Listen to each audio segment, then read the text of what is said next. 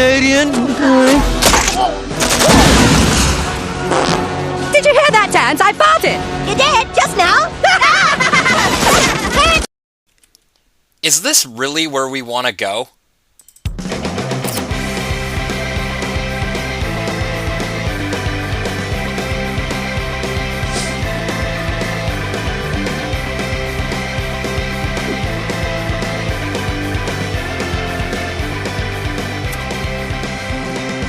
What's up, everybody? Welcome back to episode 8 of Jonny Says So. And tonight, I want to talk about Chrystia Freeland, Rocket Woman. All jokes aside, last episode I had said that if anything interesting happened at the English language debates, other than, the candidates just agreeing with each other on everything, I would cover it. And tonight, I don't think there's really anything else I want to talk about, but Chrystia Freeland's comments about nuclear weapons and the trade war that we have seemingly kicking off here very soon with the United States. And this is a pretty big escalation. So let's go check out what she has to say. The U.S. is turning predator. And so what Canada needs to do is work closely with our democratic allies, our military allies. I've been foreign minister.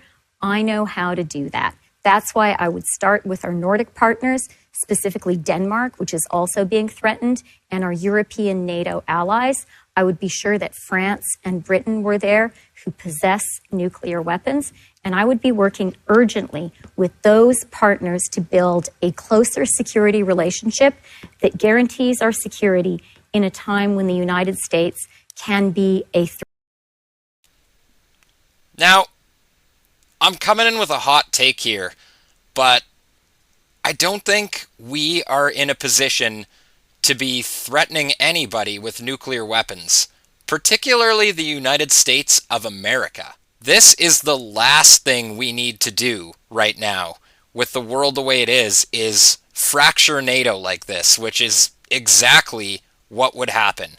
I was hoping cooler heads would prevail here, but boy, was I wrong. Let's take a look at the defense spending of NATO, shall we? Look at that.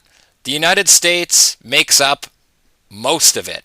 We are this little tiny sliver off to the side, and then there's Europe over there. Assuming all of Europe would agree with this, which they absolutely would not, this is just a very hot-headed thing to say right now, in my opinion. And I feel like maybe, this should be talked about in the House of Commons. So let's go check in real quick.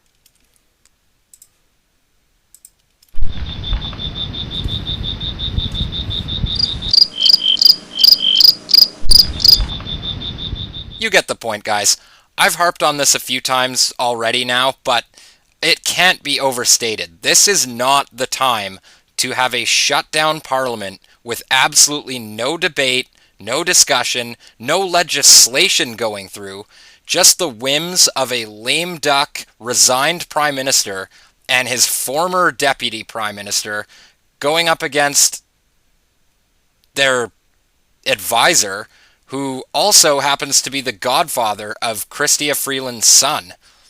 It's a big club, and none of us are in it. And these people should not be making such rash decisions at a time like this. I was hoping there would be some pushback against all of this at the debate, but there simply wasn't. No, the only thing that Mark Carney had to say about this plan was they were disagreeing on how their new world order would look. This is unbelievable, guys. Take a look at this. And build a new world order where democracy and Canadian sovereignty is protected. Mr. Carney, you're up next. I'm going to associate myself, I'm going to agree with that. The only amendment I'm going to make is, unfortunately, it won't be a world order. It will be a subset of the world order because the number of like-minded countries is much smaller with the U.S. exiting. And now, I know their apologists are going to come out of the woodwork here and say, oh, calm down. They're not talking about pointing nuclear weapons at the United States. And be that as it may, I mean, to be fair, you could argue that they're talking about strengthening our Arctic, which is something we should do, but without the United States. And I just think that cutting out the biggest contributor to NATO is not a smart way to go about this. And also, is that really the way Donald Trump's going to see it? I mean, do you guys remember 2018 when he had the little spat with Kim Jong-un? Let's go take a peek at that real quick. North Korean leader Kim Jong-un just stated that the nuclear button is on his desk at all times. Will someone from his depleted and food-starved regime please inform him that I too have a nuclear button, but it is a much bigger and more powerful one than his, and my button works. Yeah, you guys remember that.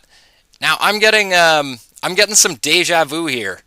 I don't know about anybody else, but I don't want to be the depleted and food-starved regime this time around. I mean, we're already almost there without the trade war, aren't we? Anyways, guys, that's my show for tonight. I'm going to keep an eye on this nuclear proliferation with the United States as it unfolds. So what do you guys think in the comments?